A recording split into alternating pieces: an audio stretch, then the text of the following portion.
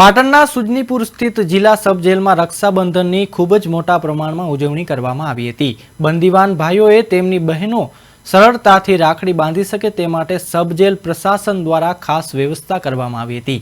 દૂર દૂરથી આવેલી બહેનોનો સમય બગડે નહીં તે માટે સબ જેલની બહાર જ ટેબલો ગોઠવી તાત્કાલિક ફોર્મ ભરવાની વ્યવસ્થા કરવામાં આવી હતી, જેના કારણે જરૂરી પ્રક્રિયા ઝડપથી પૂર્ણ કરી બહેનોને પોતાના ભાઈઓને રાખડી બાંધવા માટે મુલાકાત કરવામાં આવી હતી।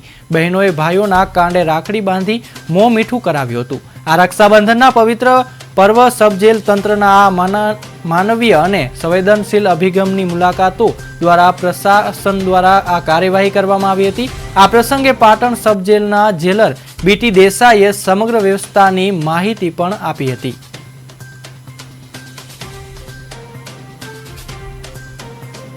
બંધનનો તહેવાર છે। જો ભાઈ ઘરે હોય તો બહુ આનંદિત થાય, પણ અહીંયા છે એટલે બહુ ખરાબ લાગે, એમ કે બહુ દુઃખ થાય છે, શું કરવું શું ના કરવું એમ। અત્યારે એમ કે જેવું મનમાં એવું થાય કે જો ભાઈ ઘરે હોત ને તો એમ કે જેવું અલગ જ કોઈક લાગત, પણ અત્યારે જેલમાં છે ને એટલે તો આમ કોઈ કહેવાય જેવું જ નહીં એમ કે રક્ષાબંધનનો તહેવાર એ ભાઈ બહેનનો પવિત્ર તહેવાર છે।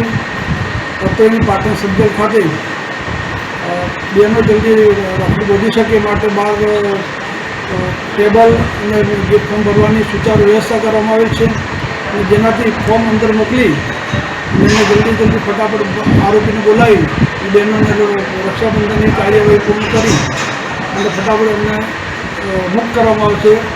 આ પવિત્ર તહેવાર પ્રસંગે પોતાનો સમય બરબાદ ન થાય એ માટે એમને જલ્દીથી અહીંથી